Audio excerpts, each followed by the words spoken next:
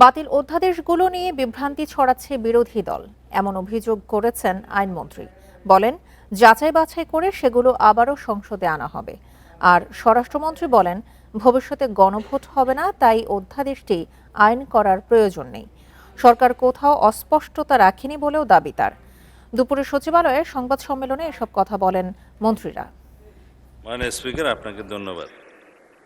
অন্তর্বর্তী সরকারের ১৩৩টি অধ্যাদেশের মধ্যে হুবহু পাশ হয়েছে ৯৭টি, ১৬টি অধিকতর যাচাই বাছাইয়ের জন্য রাখা হয়েছে এবং ৬০টি অধ্যাদেশ রহিত করা হয়েছে। নতুন বিল উত্থাপনের বিষয়ে সুপারিশ করা হয়েছে। সচিবালয়ে এ নিয়ে সংবাদ সম্মেলন করেন আইনমন্ত্রী ও স্বরাষ্ট্রমন্ত্রী ও চিফ হুইপ।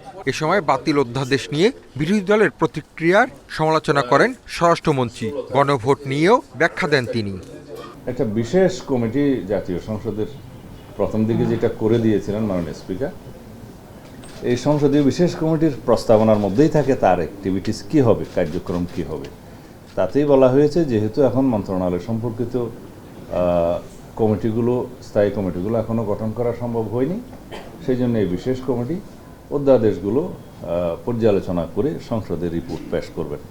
আইনমন্ত্রী বলেন, মানবাধিকার কমিশন, সুপ্রিম কোর্ট সচিবালয় ও বিচারক নিয়োগ সহ ৬০টি অধ্যাদেশ নিয়ে আলোচনা হবে। এগুলো আবারও সংসদে তোলা হবে।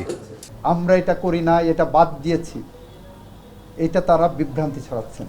কারণ আইনের মধ্যে সুনির্দিষ্টভাবে, এই কারণে আমি পার্লামেন্ট উত্তর দিতে যে বলেছিলাম মাননীয় বিরোধী দলের সংসদ সদস্য সব পড়েছেন, শুধু অতটুকু পড়েননি যতটুকুতে সরকারের স্বচ্ছতা এবং জবাবদিহিতা দেওয়া আছে।